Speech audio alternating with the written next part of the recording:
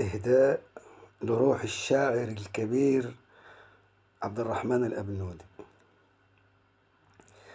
يا عم أبنودي،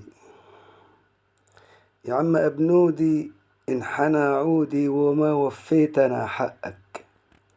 كان نفسي أشوفك وأسألك كيف الزمان دقك، خلاك كما النيل الأصيل تروي العليل من شهد أشعارك،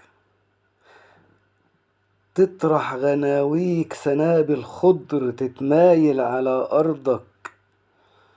زرعت فينا الأصالة من نبع أفكارك، بحب طين الأرض يطرح جناين ورد فوق خدك.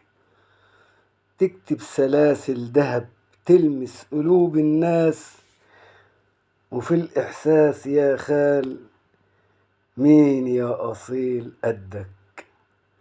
الله يرحمك يا شاعرنا يا كبير عبد الرحمن الأبنودي.